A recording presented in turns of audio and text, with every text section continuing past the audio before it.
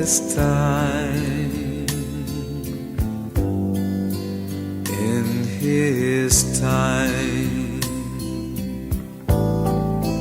He makes all things beautiful in His time. Lord, please show me every day. Zina la Atate ndi la Mwana ndi la Mzimu Woyera. Amen. Tikulandireni abale anga mwa Ambuye pano pa Tiyankhuleni Ambuye. Ndipo lero ndi lachisanu pa 29 Julayi chaka cha 2022. Ndipo lero mpingo kutipempha kuchita chaka cha oyerawa, Marita woyera, Mariya woyera komanso ndi Lazaro. Ndipo mawu athu alero makamaka mawu athu yamba akuchokera mu kalata yoyamba ya Yohane mutu wa 4 kuyambira ndime ya 7 kuzalekezera ya 16. Ndipo mawu a mu Uthenga Wabwino ndi Uthenga Woyera monga adalembera Yohane mutu wa 11 kuyambira ndime ya 19 kuzalekeza ya 27. Tiyeni abale tikhale limodzi. Mawu oyamba. Mawu a m'buku loyera. 1 Yohane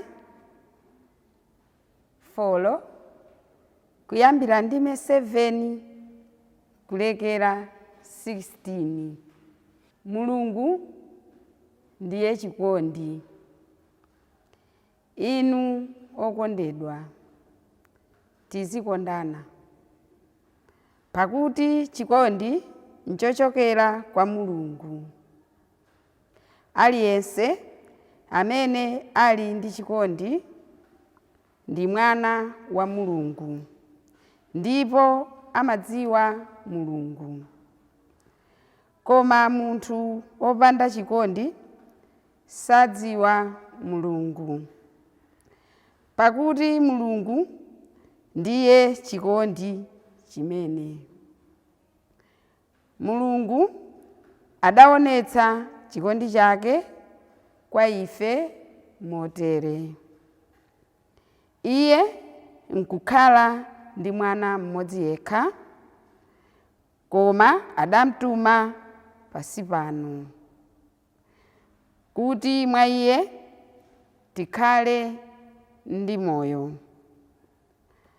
Chikondi chenicheni ndi ichi: chakuti sindife tidakonda Mulungu ayi, koma Mulungu ndiye adatikonda ifeyo, natuma mwana wake kuti akhale nsembe yopepesera machimo athu.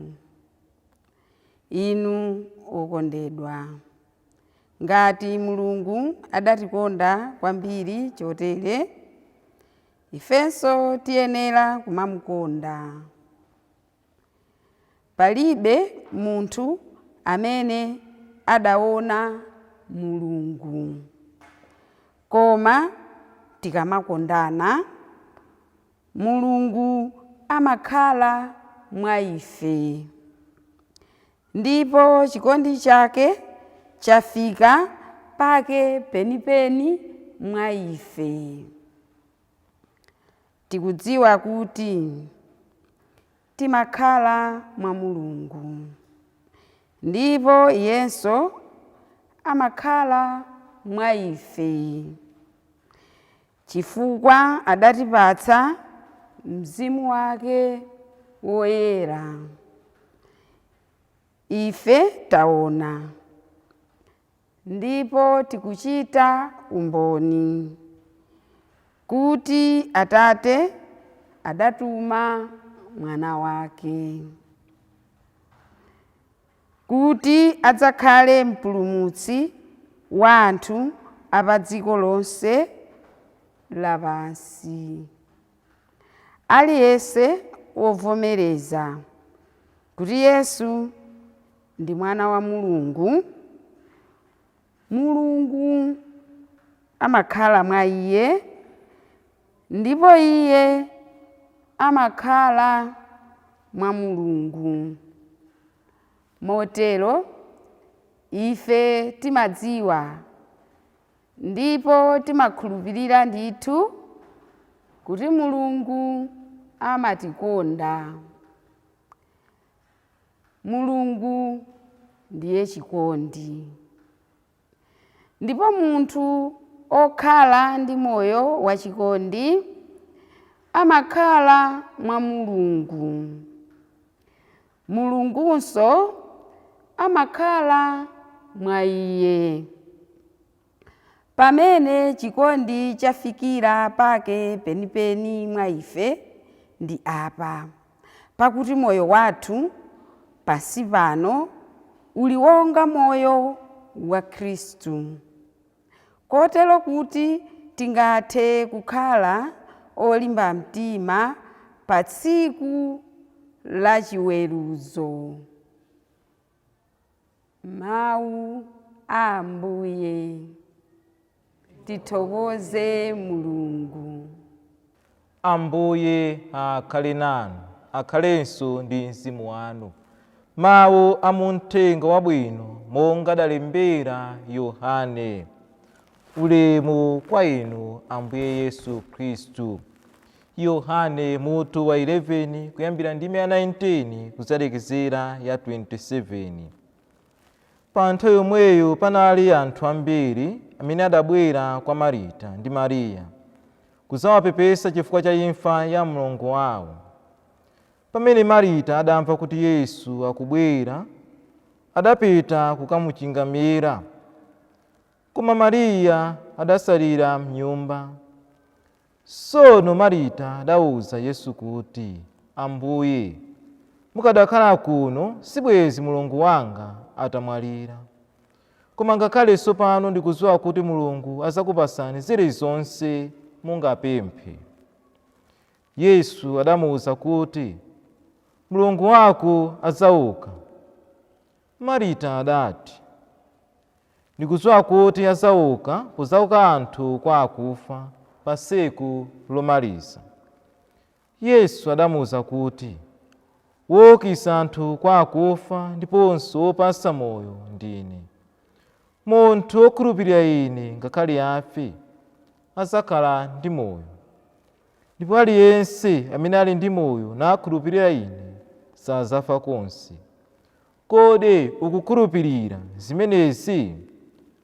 Iye adati, Inde Ambuye, ndikukhulupirira kuti inu ndi inu mpulumutsi wolonjezedwa uja, Mwana wa Mulungu amene adayenera kubwera pansi pano. Uthenga wa Ambuye. Ulemu kwa inu Ambuye Yesu Khristu. Abale wokondeka mwa Ambuye, pamene lero tikuchita chaka cha Marita Woyera, Mariya komanso Lazaro, tikuphunzira kukhala anthu odzazidwa ndi chikondi. Akuti tizionesera chikondi anzathu monga mmene Mulungu amationesera chikondi. Poyambirira tikaona moyo wa oyera athu atatu amenewa, tiona kuti nthawi zonse ankakhala pafupi ndi Ambuye Yesu. Nzawo anali Ambuye Yesu, ndipo ankamkhulupirira iye nthawi zonse. Ifenso lero tikuphunzira kukhala anthu makamaka okondana ndi Ambuye Yesu, anthu achikhulupiriro, anthu odalira Ambuye Yesu. Ndipo izi makamaka tikaona mu uthenga wathu wabwino wa lero, tikuona chikhulupiriro chimene Marita adali nacho mwa Ambuye Yesu. Tamva kuti pamene nthawi imeneyo panali anthu ambiri adabwera kwa Marita ndi Mariya kuzawapepesa chifukwa cha imfa ya mlongo wawo. Ndipo pamene Marita adamva kuti Yesu akubwera, ati adapita kukamuchingamira. Koma Mariya adasalira m'nyumba. Koma kuti Marita adawuza Yesu kuti, Ambuye, mukadakhala kuno sibwezi mlongo wanga atamwalira. Kusonyeza kuti Marita ankazindikira kuti Ambuye Yesu ndi amene angabweretse moyo kwa m'bale wakeyo. Ambuye Yesu ndi amene angaukitse m'bale wakeyo. Ifenso nthawi zonse tiyenera kumakhala ndi chikhulupiriro kuti mwa Ambuye Yesu tidzapeza zonse, kuti ndi Ambuye Yesu amene angatiukitse ife makamaka ku mavuto athu, makamaka ku nthenda zimene ife tili nazo pa moyo wathu, amene angatiukitse ife ku machimo kutinso tiyambe moyo watsopano, makamaka moyo weniweni wa Chikhristu. Ndipo tikuona pamene Marita adamuwuza Ambuye Yesu kuti mudakhala kuno sibwezi Mulungu wanga atamwalira, koma kuti ngakhale tsopano ndikudziwa kuti Mulungu azakupasani zilizonse mungapemphe. Koma Yesu akumuwuza kuti Mulungu wako adzauka. Ndipo Marita akukhala ndi chikhulupiriro chimenechi. Ifenso tikhale anthu omazazidwa ndi chikhulupiriro kuti Mulungu samalephera, ndipo china chilichonse ndi chotheka ndi Mulungu. Mulungu si munthu ayi.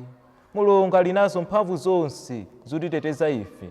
Mulungu ali nazo mphamvu zonse zotipasa ife zimene ife timazisowa pa moyo wathu wa Chikhristu.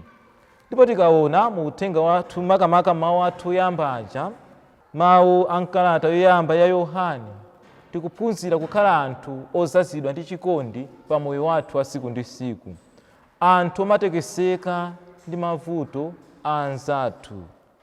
Ndipo mawu athu aja akunenetsa momveka bwino kuti Mulungu amatikonda, ndipo Mulungu ndiye chikondi.